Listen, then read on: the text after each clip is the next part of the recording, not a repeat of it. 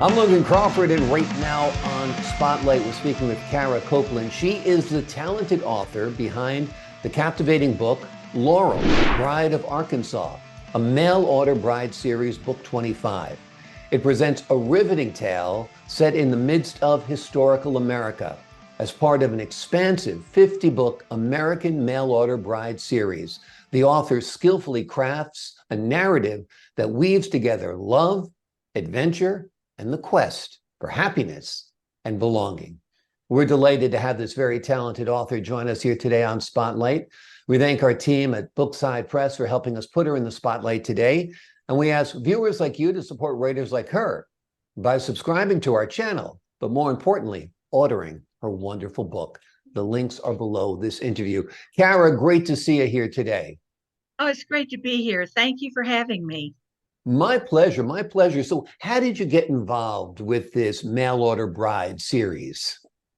I know, if not personally, I know on Facebook all of the authors who participated, and I was invited to write one of the books. And so, as it turns out, I received the state of Arkansas.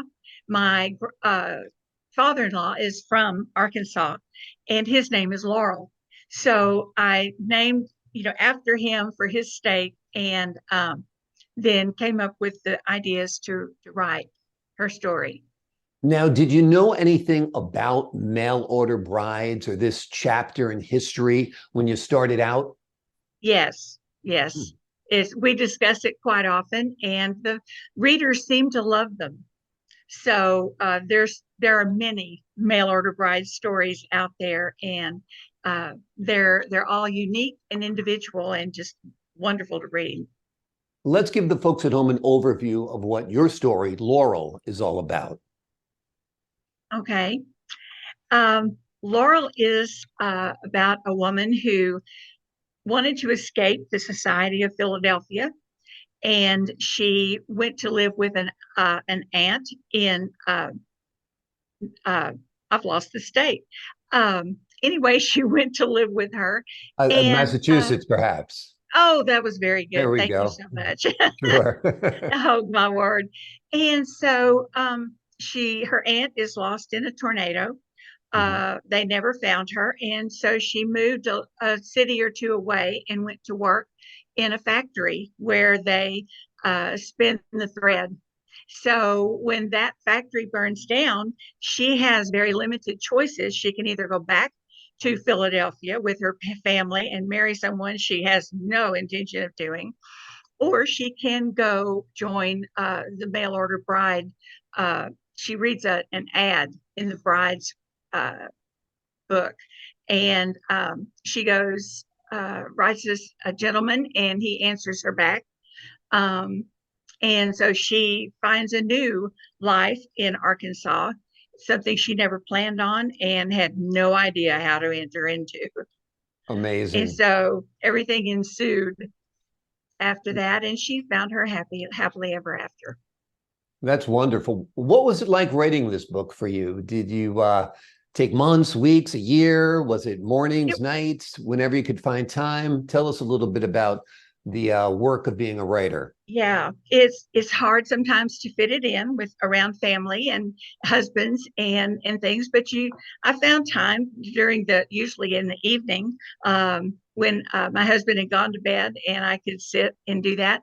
Um, and I found it interesting using my father-in-law's name of Laurel, and then we wove in the stories of one of the relatives had lost their mother in a tornado in Arkansas, and then the spinning in the factory. My mother did that in North Carolina when she was married to my dad during World War II. So I wove in different added places from our family that fit into the story. Um, uh, my husband's family has relatives in Philadelphia. So I used that part and used all of those ladies' names. So it was a family story written about someone else, and it was fun to do. I enjoyed coming up with the different ideas to fit them in. Yeah, and And it's and piecing a little bit here, a little bit there, and melding uh, it all together. That must have been rewarding. I found it fascinating. I knew nothing about this chapter of history of mail mhm, order brides. uh-huh. So tell the folks at home a little bit about why there are mail order brides, what the purpose of them were, and what the era was. Um, it was around still in the Victorian era. This one takes place in 1890.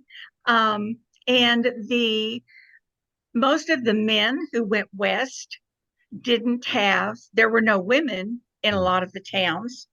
And they needed someone either to help take care of their house, or their wife passed away. They needed someone to take care of their children and help raise their family. And so that came about with different uh,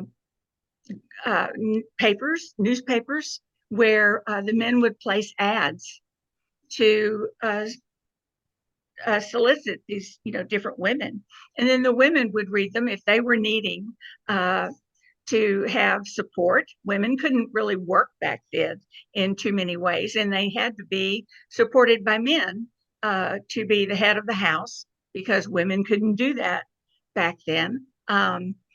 So they would answer these ads. They would read them and see if they liked any of the stories that the men told. And I've written two or three of the mail order brides myself in other series, and I think it's fun to Yeah. to help them find where they need to be. Yeah, it's very, very interesting. I mean, it's really not much different than Match.com, except it's True, not digital, right? I mean, true. people always have a need for a significant other. Hmm. And so it's kind of like when somebody says their great grandparents met on Tinder, they're not Uh-huh. lying. It was just a different it was just a different format Right. then. And so But many times the women would meet them, go to meet the men. They had no idea what they looked like, right. what their lively their lifestyle was like, Hmm. and they went in. Both sides went into it blind as Yeah. to what they were going to get. So Exactly.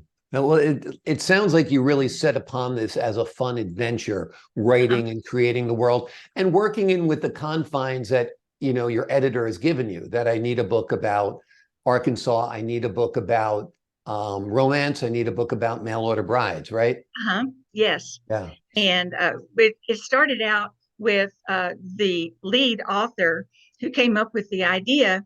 She wrote the first part of the book, and we used from that, where the women were in the factory, and when it burned, and it started with them trying to figure out what they were going to do next.